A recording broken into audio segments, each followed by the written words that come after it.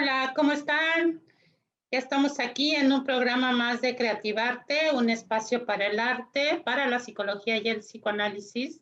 Mi nombre es Odette Margain y estamos aquí en CEPAP, Centro Psicoterapéutico en Arte, Psicología y Psicoanálisis. Y bueno, acuérdate que este es un programa destinado al arte, a la psicología y al psicoanálisis, ¿no? Y bueno, recuerda que estoy estrenando canal YouTube, ¿no? Y te voy a pedir que ahí ahorita te va a aparecer si le das un like y a suscribirse, ¿no? Y bueno, poco a poquito va creciendo la comunidad en Creativarte, en YouTube. Y bueno, porque bueno, mi programa ya tiene 6 años, pero pues antes estaba yo en una cabina, ¿no? Entonces, nada más tenía podcast. Entonces, bueno, ahora con la pandemia, pues tenemos la oportunidad de tener gente, pues del extranjero, y eso, pues la verdad creo que es uno de los aportes que ha dado esta pandemia, ¿no? El uso de estos medios y que nos ha acercado a gente pues que queremos, que admiramos, que hemos escuchado, que hemos seguido, ¿no? Y que pues hoy es precisamente uno de ellos que conocí en un congreso de aquí del APM en el 2017, doctor. 2017, sí. Y bueno, ahí tuve la oportunidad de platicar un ratito con él y fue cuando conocí pues oí hablar de Ferenczi, ¿no? Y pues el doctor es un gran conocedor y seguidor de la teoría y de todo lo que tiene que ver con Ferenczi. Y bueno, pues él es Luis Jorge Martín Cabré y estamos conectados desde Madrid. Les digo, esta es la maravilla de estas redes que pues nos han permitido pues expandirnos un poquito y tener aquí al doctor después de varios ¿no? Que nos hemos conectado y luego no, y luego que me enfermo, y luego que sí, y luego que no. Entonces, ya estamos por fin aquí, doctor. Y bueno, pues bienvenido, doctor. Muchísimas gracias de que está aquí conmigo, que me acompaña. Y bueno, vamos a hablar de un tema pues muy interesante, ¿no? Que tiene que ver con el trauma. Y bueno, hay diferentes formas de hablar del trauma, ¿no? Y el doctor tiene una muy en particular que me gustó mucho porque me mandó un texto y bueno, me encantó. Y bueno, pues él no tiene más que presentar, él es muy conocido, muy conocido. Y bueno, pues el tema va a ser marcas tempranas y transferencia. Bienvenido, doctor. Muchas gracias. Adelante, doctor. Muy buenas aquí noches, casi allí buenos días. Agradezco mucho a la doctora Odette esta invitación que me hace. La verdad que me gusta mucho estar en contacto con la realidad mexicana y es un país que amo profundamente, así que me encuentro en mi casa. Ay, gracias. Voy a ver cómo puedo tratar de transmitir algunas consideraciones de manera que puedan ser entendidas adecuadamente, ¿no? Okay. Yo creo que el psicoanálisis contemporáneo ha tenido una serie de modificaciones muy importantes a raíz de una modificación, yo creo, metapsicológica, en la cual fundamentalmente lo que ocurre es que la represión no ocupa todo el lugar de los fenómenos inconscientes. Es decir, Una de las aportaciones fundamentales que veremos ahora de Ferenczi, pero también del último Freud, fue ampliar el campo del inconsciente, añadir al mecanismo de la represión, que hasta ese momento había sido el fundamental, otra serie de mecanismos también muy importantes, como por ejemplo el de la escisión, el splitting, ¿no? En inglés se dice splitting, en alemán se dice Spaltung, en todo caso la escisión, ¿no? De esa modificación metapsicológica, el responsable fue Ferenczi cuando estructuró y explicitó y transmitió su teoría sobre el trauma psíquico, que era un argumento que se venía de alguna forma preparando en los últimos trabajos de Ferenczi en los años 27, 28, 29. Hay una serie de obras como por ejemplo La elasticidad de la técnica psicoanalítica, El niño mal recibido y el instinto de muerte, la adaptación de la familia al niño, el problema del fin del análisis, el análisis de niños con adultos, principios de relajación y neocatarsis. Son obras que van preparando una teoría, yo diría, imponente sobre el trauma psíquico, que no tiene nada que ver con la teoría que Freud defendió en 1895 sobre el trauma y que de alguna forma había abandonado y dejado, igual que otros autores, incluido Ferenczi. Así que lo que voy a tratar de transmitir con el concepto de trauma de Ferenczi no es para nada una continuidad de lo que Freud aportó. A ver, Ferenczi desarrolló su teoría sobre el trauma partiendo de su experiencia clínica sobre los casos límites, sobre los borderline, los pacientes psicóticos que él veía en su consulta ya en ese momento.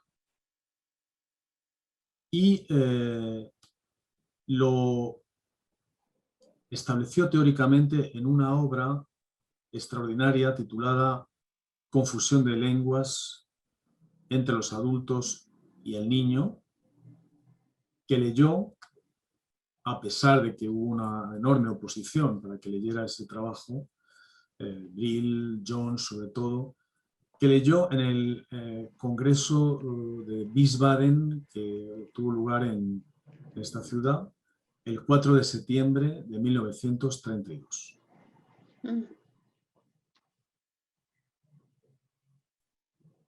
En esta obra de Confusión de lenguas, fíjense que es muy interesante, confusión de lenguas entre los adultos y el niño, Ferenczi atribuía a los objetos externos un rol determinante en la estructuración del funcionamiento mental del niño. Esto es muy importante porque hasta ese momento la teoría pulsional de Freud ponía el acento fundamentalmente dentro del espacio intrapsíquico. Es decir, todo tenía que ver y estaba definido por la pulsión. Y evidentemente también por la pulsión por la relación entre la pulsión y el objeto, pero todo se determinaba en términos pulsionales. Ferenczi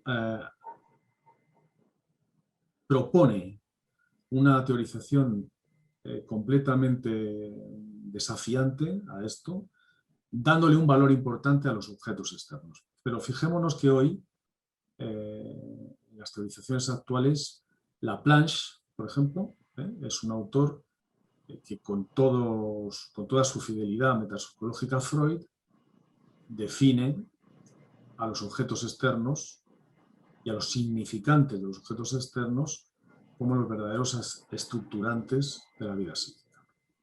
Así que Freud primero atribuye a los objetos externos un rol determinante en la estructuración del aparato psíquico y ponía el acento en el tema del trauma en dos conceptos básicos.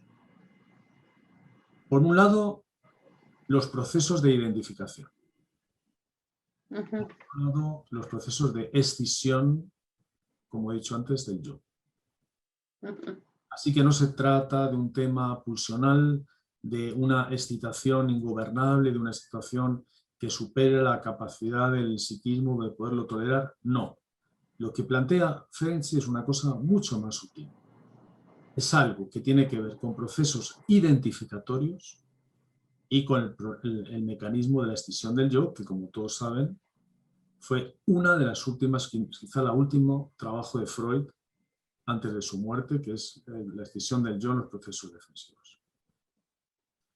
Ampliando el concepto de seducción, tal y como había sido teorizado por Freud, Ferenczi desarrollaba un progreso teórico considerable proponiendo la etiología traumática como el resultado de una violación psíquica. Una violación psíquica por parte de un adulto sobre un niño. De una confusión de lenguas entre ellos y sobre todo de un desmentido, en alemán se dice Verleumdung, que es una palabra muy fuerte, un desmentido por parte del adulto de la desesperación del niño. Así que repito 3 aspectos fundamentales. Una violación psíquica, una confusión de lenguas y un desmentido por parte del adulto del tipo, eso que ha ocurrido no es verdad. Lo que tú dices que ha pasado no es cierto. Confusión de lenguas. Confusión de lenguas entre 2 lenguas. Una sería, en alemán, se dice Leidenschaft, que sería la pasión. Esta es una de las lenguas. La pasión. Pero la pasión, la Leidenschaft, quiere decir excitación. Quiere decir exaltación. Quiere decir que el adulto está fuera de sí, como una especie de locura. Una locura de amor, o sea, sexual, o una locura de odio, de rabia, de furia. Esta lengua, la Leidenschaft, choca violentamente con otra lengua que sería la Zärtlichkeit, que es el lenguaje de la ternura del niño. Esta especie de colisión violenta entre un adulto enloquecido y un niño que confía totalmente en ese adulto y que se fía de él, produce miedo, desilusión, dolor y terror. ¿Ok? En un primer momento, ¿lo estoy explicando bien? ¿Se entiende bien? Sí, sí, perfecto. En un primer momento, ante la imposibilidad de defenderse del adulto, o sea, pensemos en un abuso sexual, para entendernos, ¿no? En un primer momento, ante la imposibilidad de defenderse de ese adulto, el niño se somete a sus deseos, a su voluntad, y termina identificándose totalmente con él. Es lo que Ferenczi denomina la identificación con el agresor. Pero no solo. Además, introyecta los sentimientos de culpa que el adulto ha sentido por lo que ha hecho. Esto se denomina, para Ferenczi, introyección del sentimiento de culpa. O sea, fijémonos, 2 cosas. Se identifica con el adulto agresor y además introyecta los sentimientos de culpa que este agresor tiene. Todas estas cosas de los abusos sexuales de algunos curas, ¿no? Del tipo, bueno, por tu culpa yo me he visto obligado a hacer esto, ¿no? O cosas por el estilo. Pero el niño termina sintiéndose culpable, ¿no? O bueno, algunos hombres que pegan a sus mujeres y les dicen: te he pegado porque te lo mereces, porque me vuelves loco, por ejemplo, cosas por el estilo. Sí, claro, claro, sí. Ahora, siendo esto muy, muy fuerte y muy, muy imponente, ¿no?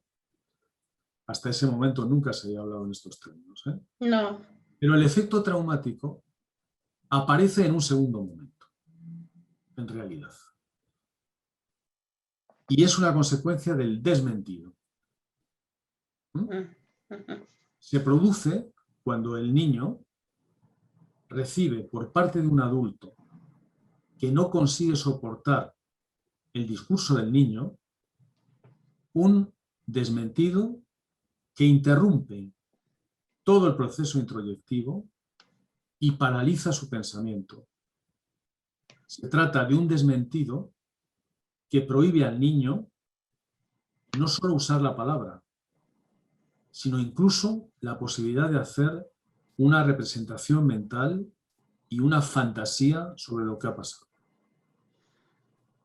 Siguiendo la denominación de Nicolás Abraham y María Torok, que son dos analistas húngaros que vivieron en París durante mucho tiempo, las palabras del niño quedan enterradas vivas.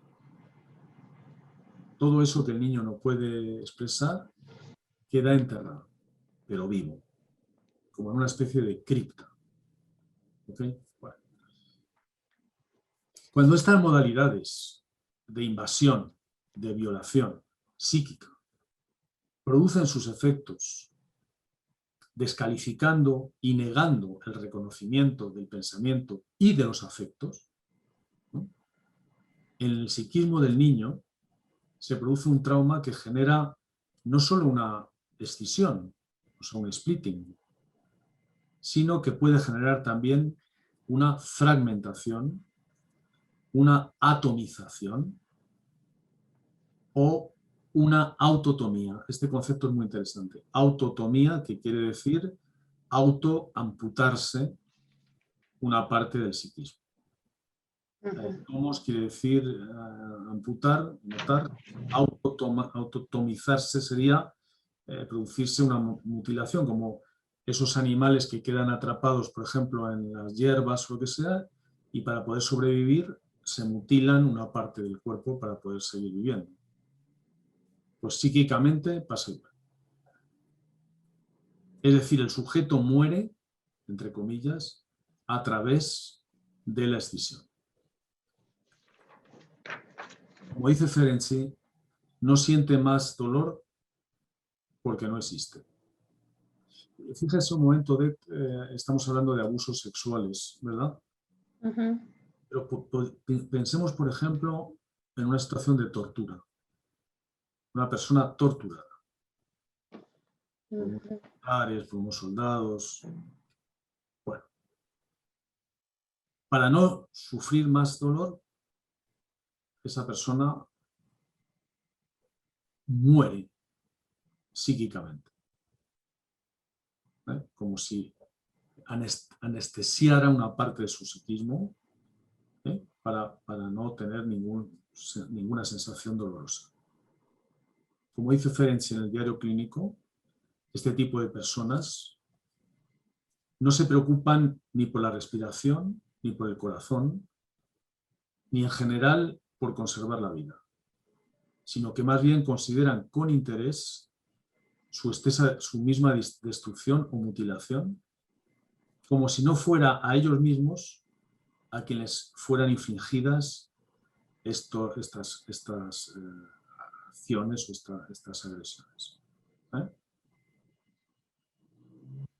Como en la fascinante descripción clínica que hace de su paciente OS, que es una de las pacientes de Ferenczi en el diario clínico, se trata de la pérdida del sentido del tiempo.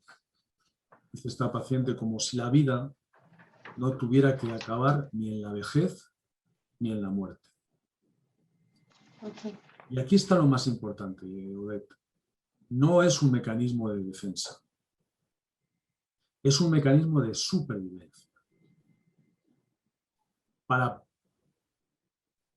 Porque esta respuesta extrema de la que estamos hablando Sí. se produce para salvar la vida. Sí, como lo que dice de la autotomía, ¿no? Eso es. O sea, para Ajá. salvaguardar el espíritu y la integridad es necesario sacrificar la parte viva del cuerpo y someterse a una especie de autotratamiento, a una autotomía, como ha dicho usted, en la cual la persona se debe sustraer a sí misma y a los demás. ¿Sí? Así que esto es lo esencial de lo que aparece reflejado en este fascinante libro que es Confusión de lenguas entre los adultos y el niño.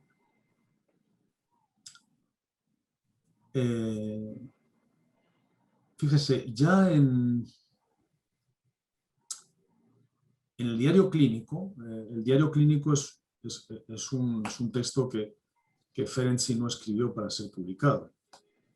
Eran notas que él escribía y que ponía en un papel y se lo metía en un bolsillo, se lo metía en el abrigo, luego lo metía en un cajón, pero iba redactándolo y databa la hoja, o sea, pues 2 de febrero, 3 de abril. Con estas anotaciones se configuró un texto que viene llamado el diario clínico, donde él anotaba sus experiencias con sus pacientes, ¿verdad? Y que es extraordinariamente interesante. Entonces, tanto en las anotaciones, por ejemplo, del 4 y del 14 de febrero, pues si alguien lo quiere ver, habla de el displacer. Pero Freud parece referirse a un dolor que tiene un efecto anestésico. Un dolor sin contenido de representación y que nunca llega a la conciencia. Dice, por ejemplo, ¿qué pasa cuando el sufrimiento aumenta y se supera la capacidad de soportación por parte del niño? O sea, ¿qué pasa cuando el niño no puede soportar más el dolor? Y dice Ferenczi, pues normalmente el niño está fuera de sí. Pero si no está en sí, ¿dónde está? Es muy interesante esta reflexión. Porque la respuesta es, está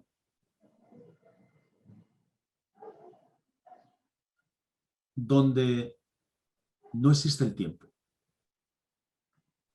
donde pasado, presente y futuro coinciden. Es decir, donde el tiempo queda totalmente anulado. Aniquilado, amputado. Un presente eterno en el que nunca empieza nada nuevo. Este es el tiempo del trauma. Es muy interesante con respecto a los síntomas, ¿no? ¿Verdad? Que constatamos todos los días en el trabajo con los pacientes que pueden tener situaciones traumáticas y que vemos en concreto con el tema de la pandemia, con el coronavirus, ¿no? El coronavirus es una violación a la que hemos sido sometidos todos, ¿verdad? O sea, ha entrado violentamente en nuestras vidas, nos ha sometido, nos ha puesto contra las cuerdas, nos ha presionado, nos ha cambiado nuestra configuración, ha puesto en discusión nuestras certidumbres, nuestras convicciones, nuestra manera de funcionar y desconfigura completamente nuestra relación con el tiempo. Existe una especie de tiempo en el que siempre es igual todo. Me decía una compañera brasileña hace unos días, hablando con ella, que el síntoma de la pandemia, que como digo es una especie de violación, pero colectiva, claro, es el cansancio. Todos estamos cansados. Todos. Pero es un cansancio profundamente interno, porque no tiene que ver con el cansancio cuando uno hace un trabajo, un esfuerzo, hace una carrera o cambia los muebles de la habitación. Es más, en esos momentos ese cansancio es un alivio para ese otro cansancio. Es un cansancio donde se pierde la ilusión por vivir, es un cansancio donde no existe ninguna expectativa, donde todos los días son iguales, donde salir a la calle parece que es la única aspiración a la que se puede uno aferrar. Siempre son las mismas hábitos, las mismas costumbres. Entonces, eso produce un cansancio que va produciendo una especie de anestesia con la cual somos capaces de afrontar la sensación de destrucción que tiene toda esta situación pandémica sobre nuestras maneras de vivir. No digamos los pobres médicos, enfermeros, que están todos los días no solamente haciendo lo mismo, sino atendiendo a la misma historia, que es la gente que se muere. Y esto, perdón, y esto aunado a esto que comentaba la otra ocasión que tuve la oportunidad de escucharlo, de violación psíquica que tiene que ver con la pandemia, ¿no? Que nos vino a romper la temporalidad, ¿no? Eso es lo que estoy tratando de decir, claro. Ajá, exacto, sí. El pasado, el presente y el futuro. Y, por ejemplo, me pongo a pensar, doctor, en mí, ¿no? Que ya ve que la vez anterior le comentaba, ¿no? Que estoy en esta indecisión, porque no es otra, no sé si es este efecto del trauma, ¿no? Que se instauró ahora con esto de cómo salir, ¿no? Cómo salir nuevamente con mis pacientes, ¿no? Cómo salir nuevamente a convivir con mis amigos, ¿no? Cómo poder invitar a mis amigos nuevamente a mi casa, porque suelo invitar mucho a mi casa, ¿no? Y sí me da un poco no un poco, creo que bastante temor regresar al consultorio, ¿no?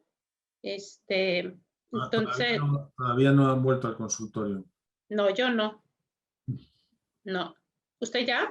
Aquí sí, sí, sí. Ah, Hay una estación mitad y mitad. mm, La mitad de mis pacientes vienen. Hombre, estamos vacunados, ¿eh? mm, Y hay una distancia de casi 2 metros de distancia, con mascarilla. ¿Se dice mascarilla? sí, Barbijo. sí, Hay un depurador de aire, las ventanas las puedo tener abiertas. sí. A la entrada está lo de las manos, pero con todo, otro 50% de mis pacientes prefiere hacerlo online. Sí. Sí, lo que pasa es que mi consultorio es totalmente cerrado, no hay ventanas, ¿no? Entonces Entonces, es más difícil. Yo tengo la suerte de poder tener todo abierto, ¿sabes? Y entonces eso es mejor. Pero bueno, sobre todo lo que está es que la gente está ya vacunada. bueno, yo también ya estoy vacunada y de hecho ya voy a empezar a recibir aquí en mi casa, el consultorio que ya instalé aquí en mi casa, que aquí sí hay ventanas y corre el aire, ¿no?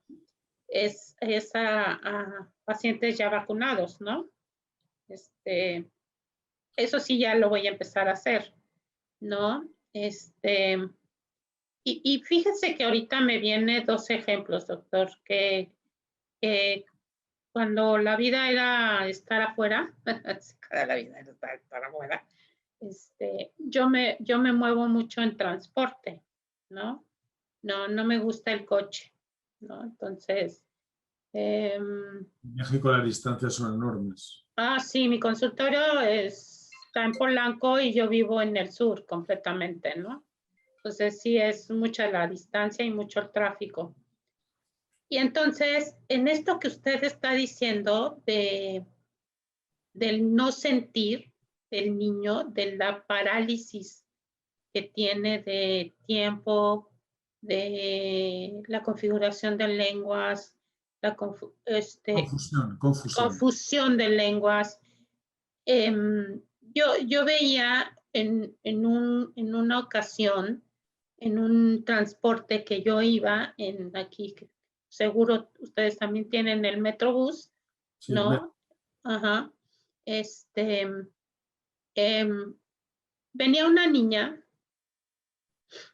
pequeña, como de 5 años, sobre las piernas de su mamá, y encima de las piernas de la niña venía una muñeca muy hermosa que yo volteé a ver a la niña por la muñeca.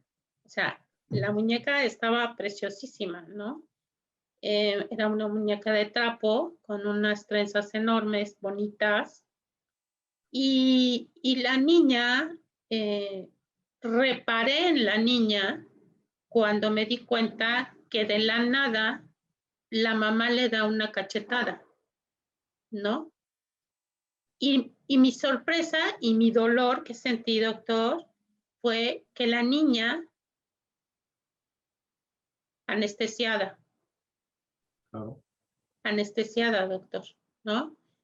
Y le quita la muñeca porque pareciera que algo le hizo a la muñeca cuando yo no vi que le hiciera nada, sino este abuso, ¿no? De la violación que usted habla, ya no solamente sexual, sino psíquica.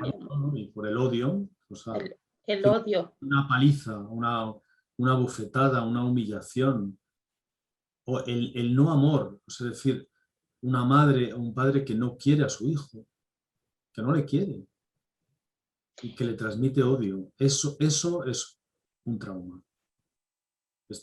Mire, yo estos días veía las imágenes de estos niños a los que tiraron al agua para que entraran en España, en Ceuta. No sé si lo vieron por la televisión. No. Hubo una llegada masiva de cerca de 9.000 personas en 24 horas. Y muchos utilizaban a niños que tiraban a nado en el agua, con el agua fría, para que pudieran entrar. ¿Sabe? Bueno, esto mismo lo vi en la frontera de México con Estados Unidos. Vi a niños solos, sí. 5 años, perdidos, sin saber dónde iban. Simplemente los dejaron abandonados en la frontera. Eso sí. Eso lo vi. A mí me conmovió profundamente, ¿no? Sí. Pues cuando un niño se encuentra ante esa situación, siente que lo han abandonado, que lo han dejado, que le han simplemente excluido, sin ningún tipo de razón, sin ningún tipo de argumento. La única posibilidad de sobrevivir es extinguirse, es hacer una extinción. Si no, es intolerable, es insoportable. Es como le decía antes, como una tortura. Bueno, son muchas las situaciones que se relacionan con el trauma, pero yo no quiero, usted me conoce, yo no quiero circunscribirlo al tema del abuso sexual, que es una forma, por supuesto, de trauma psíquico, pero no es la única. Hay otras muchas formas de traumatizar y de herir a un niño, ¿eh? Y a veces tiene que ver no tanto con lo que pasa, sino con lo que no pasa. Y Eso que tengo... decía Winnicott de la madre suficientemente buena, es cierto. ¿Sabe? No se trata de una madre que esté encima, se trata de una madre que sea capaz de poder acoger al niño y de poder hacerse cargo empáticamente de sus necesidades. Y a veces eso no ocurre. ¿Eh? De manera que también en esas situaciones hay una situación traumática. Y fíjense que también tengo otro ejemplo, que yo venía caminando ahí en donde tengo mi consultorio, que es la colonia Polanco. ¿La colonia? Y Polanco. Ah, sí, ahí es donde yo estuve en México. Bueno, ahí está mi consultorio. Sí, sí. Sí. Ahí estaba mi consultorio y venía yo caminando y vi a un papá altísimo, ¿no? Con una niña pequeñita, ¿no? Igual como de la misma edad, viendo a su papá, suplicándole, llorando y el papá gritándole, ¿no? Esto que usted me dice, haga de cuenta que me recordó todo esto, ¿no? O sea, esa rabia, ese odio y la niña le levantaba los brazos para que la cargara, ¿no? Y el papá le decía que le tenía que pedir perdón. La culpa. Ahí tiene Ajá. la culpa. Esa es la introyección del sentimiento de culpa. Todo esto que pasa es por tu culpa. Sí, y sabe que la niña cada vez lloraba más y entonces lo que yo hice es que ese es un problema que tengo. No sé si es un problema o no, pero me suelo meter, ¿no? O sea, me suelo meter, ¿no? Entonces yo venía, no te metas, no te metas, no digas nada, no te metas, no te metas. Y no, pues sí, no pude, ¿no? Entonces sí le dije que tuviera tantita cariño por su hija, que le estaba levantando los brazos y que cómo era capaz de gritarle de esa manera sin siquiera escuchar lo que le estaba diciendo, ¿no? Entonces, en esta ocasión, el papá se volteó y me dijo, como algunas veces me han dicho, ¿a usted qué le importa, no? ¿No? Pero le dije, es que sí me importa, porque lo que le estás haciendo mucho daño emocionalmente a tu hija, ¿no? Y me quedé, caminé y me quedé esperando y dije, no, síguete, no voltees, no, pero no pude. Entonces volteé y por lo menos dejó de gritarle, ¿no? Eso se ve mucho en la calle, doctor. Yo que camino tanto, ¿no? O sea, Y las consultas. y las consultas, Sí, sí, sí. Por cierto, tengo una precisamente donde la mamá, pues de la nada le cambió el apellido, de la nada la reprobó, le pidió al profesor que la reprobara. O sea, ese odio constante del que usted habla, ¿no? Que lo transfieren a... Lo que digo es que ese concepto de la excitación, la Leidenschaft, esto, puede ser de erotismo o puede ser de odio. Pero en todo caso, el adulto es como una especie de loco. Se vuelve loco. Uh-huh. Tan loco que el niño no puede absolutamente entender nada de lo que está pasando. Ese es uno de los aspectos del trauma, ¿entiende? Uh-huh.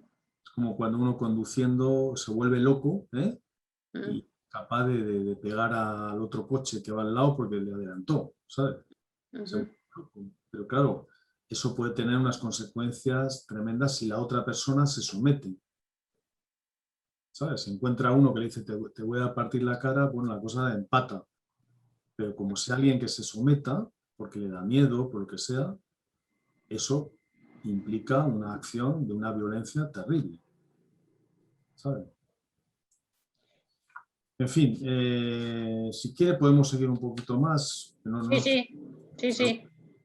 Lo que yo quería decir es que entonces la aportación de Ferenczi sí es que inscribe su teoría del trauma en una dimensión de un presente, como lo digo, que queda fuera de la temporalidad histórica. ¿Ok? A diferencia del presente histórico, que establece una presencia y una identidad, en el presente traumático todo se disuelve. No hay ni sujeto ni oposición entre sujeto y objeto. Todo se diluye.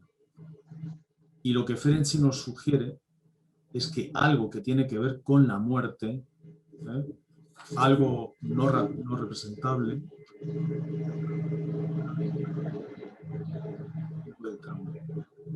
es, dice Ferenczi, un proceso de disolución que va en la dirección de la disolución total. Quizá, y esta es una aportación mía, más que a la muerte, hay un límite a lo que Ferenczi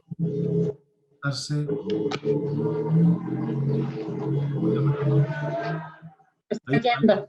hay un ruido. Sí, hay un ruido. Digo, Ferenczi, más que a la muerte, a lo que se está refiriendo, es al estarse muriendo continuamente. En un tiempo en el que nada comienza. El tiempo es como si se momificara, se vuelve una momia, se momifica, y actuando como un tejido muerto, evita y paraliza la función de la precu, o sea, del segundo tiempo. O sea, ¿entiende? Es como una especie de tiempo inerme, un tiempo momificado. Entonces es como que la muerte es un proceso que no para. Es estarse muriendo, que, bueno, es una de las características que tiene, por ejemplo, la depresión. Pero en este caso es algo todavía mucho más intenso.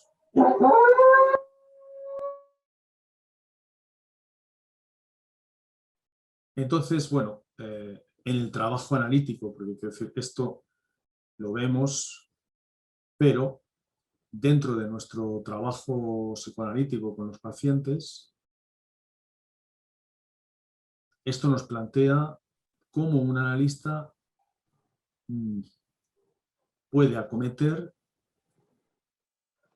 hacer frente a otras formas de temporalidad.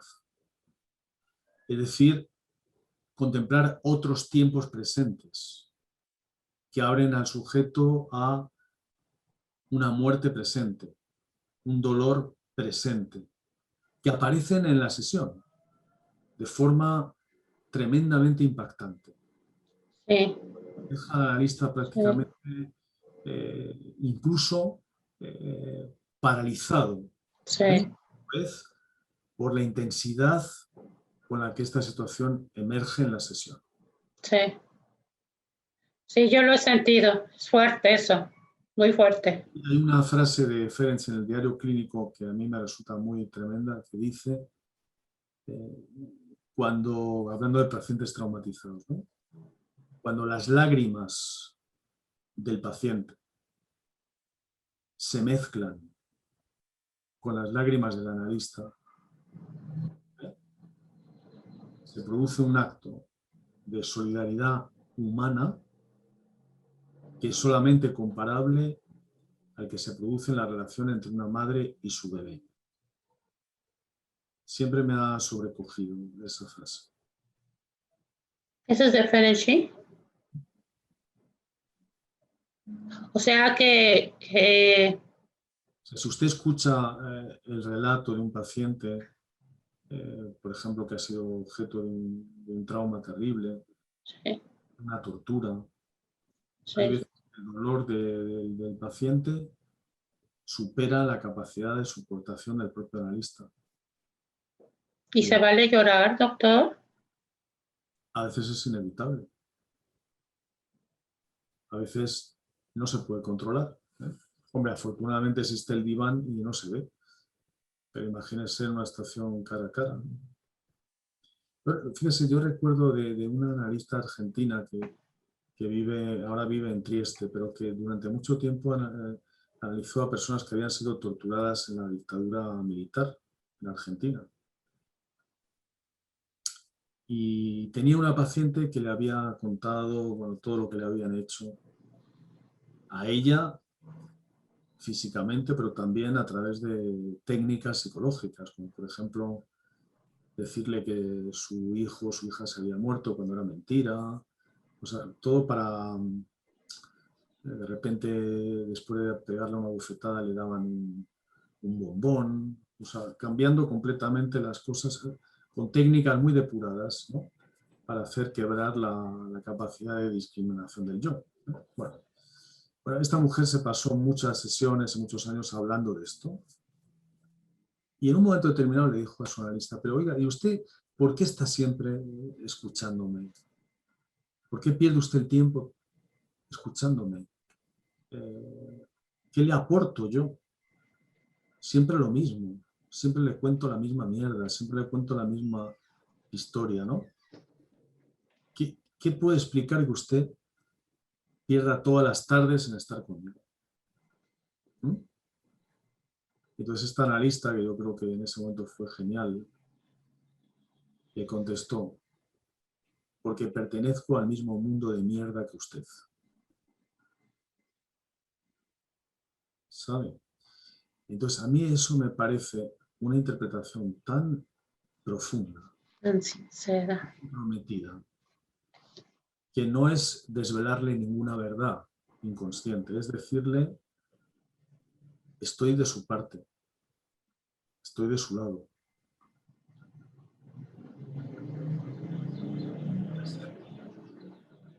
A su lado y al lado de su dolor. Y cuente lo que cuente, yo lo voy a escuchar respetuosamente y voy a poner una parte de mí para poderla acoger psíquicamente. Bueno, esa experiencia probablemente para esta persona era inédita. O sea, porque nosotros lo podemos pensar como una cosa normal, ¿verdad? Pero igual para esa persona era la primera vez en su vida que escuchaba algo así. ¿Entiende? Por eso pienso la importancia que tiene que el analista esté en contacto profundo con sus propias emociones, ¿eh? Y se dé cuenta del nivel de dolor que se puede producir para poder ayudarle al paciente, para poderlo gestionar él, primero consigo mismo.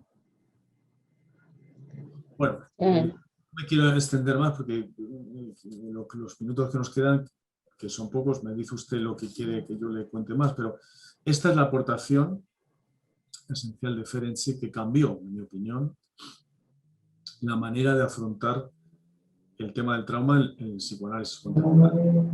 Ferenczi están todas las aportaciones de muchísimos autores contemporáneos, ¿no? Como Balint, como Winnicott, como Bion, como Racker, como Searles, como los Baranger, como Nino Ferro. O sea, hay una cantidad de analistas que entendieron que, por ejemplo, la contratransferencia no es un obstáculo para el paciente, sino que se convierte en un instrumento absolutamente extraordinario para poder entrar en empatía con el paciente. Durante muchos años se consideraba casi una especie de obstáculo. Sí, En fin, muchos años. durante muchos años. Yo me acuerdo, Sí. era candidato, y la gente le decía, si usted tiene contratransferencia, tiene que empezar otro análisis. Sí, sí, yo me acuerdo que en mi primer análisis que tuve hace algún tiempo, en el 88, me acuerdo que yo le dije a mi analista de aquella entonces que no tenía este pensamiento contemporáneo, ni dinámico, ni empático, ¿no? Hoy lo puedo ver a la distancia porque, bueno, después cambié de analista. Es esa parte como crítica, intolerante, y de mucho miedo al dolor del paciente, ¿no? O sea, y esto, cuando me encontré con el psicoanálisis contemporáneo, Bion, Winnicott, y hoy con Ferenczi, ¿no? Bueno, desde que lo conocí a usted, pues tiene mucho que ver con la sensibilidad del paciente, digo, del analista, ¿no? O sea, el que tiene que estar sano mentalmente lo más que se pueda, como diría Winnicott, suficientemente bien, ¿no? Para terminar, yo le diría que hay dos aportaciones de Ferenczi fundamentales en relación a lo que, en su opinión, debe ser un analista. Debe ser humilde. Quiere decir, un analista que sabe que no sabe. Eso. Y que además sabe que no sabe. Exacto. Con lo cual no puede apelar a verdades fanatizadas e inamovibles. ¿Ok?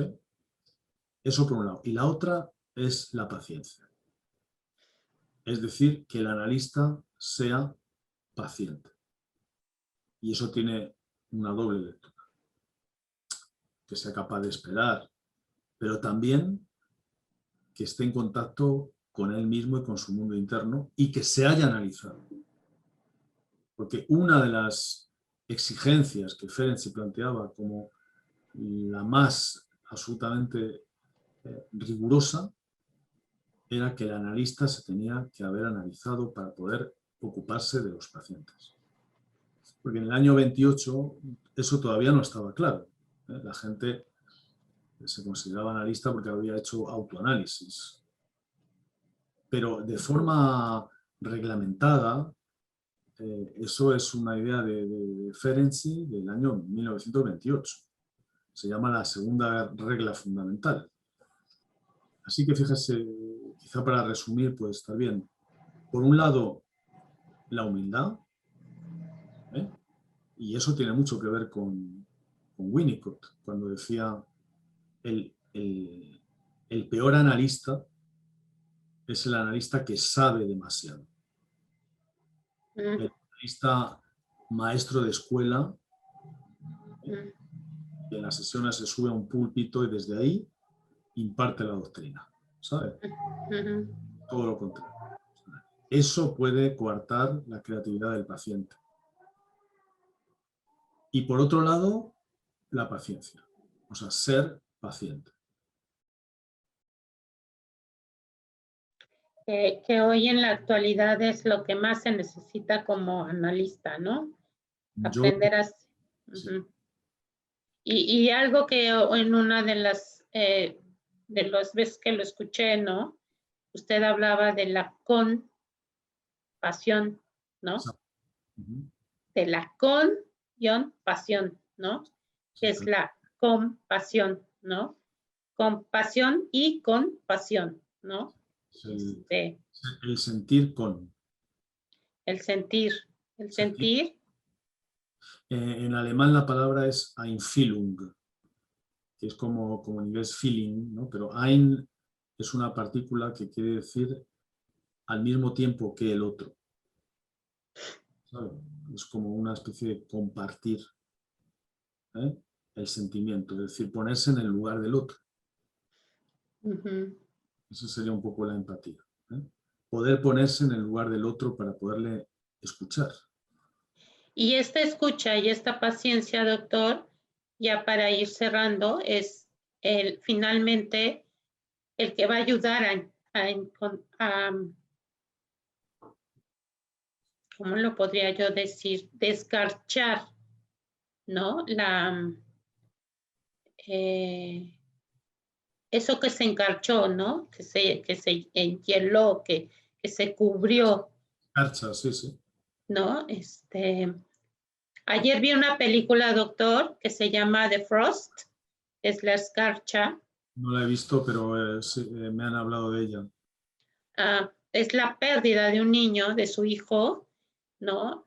Y los lleva a un reconocimiento de que no lo querían, ¿no? Y les viene una culpa enorme, ¿no? Y una búsqueda de reparación, ¿no? Es muy fuerte, o sea, la película se me hizo fuerte y a la vez muy sensible, ¿no? Y de mucho pensar, ¿no? Usted es muy sensible, ¿sabe? Por Sí, eso. sí, soy sensible, sí, sí, sí. Es una virtud humana, para mi gusto. Pues muchas gracias. Bueno, Odette, pues nada, tenemos que terminar, porque aquí ya es muy, bueno, no es muy de noche, pero ya... Ya se va a ir a cenar. No, voy con mucho retraso, pero bueno. Sí, sí. Ok. Pero Bueno, pues ha sido un gusto y este diálogo con usted espero que haya podido ser enriquecedor y pueda contribuir para algo y muy gustoso de haber podido platicar con usted. no, pues igual yo ya me enterneció toda. Ya me enterneció toda. Bueno, pues muchísimas gracias, doctor. Y, y pues sí, es la primera vez que en una conversación que tengo con un colega, con un psicoanalista, me siento tanta enternecimiento. Pues muchas gracias. Yo también. ¿Eh? Muchas gracias. Entonces, hasta la próxima, Odette. ¿Eh? Sí, y ojalá que tengamos otra próxima, ¿no, doctor? Bueno, yo estoy un poquito agobiado ahora con el tiempo, pero bueno, ya encontraremos. Sí, en algún tiempo. Eso es. Ok, Muchas gracias muchísimas por su gracias. Adiós. Gracias. Adiós. Nos vemos. Bye. Un beso, doctor. Adiós. Bye.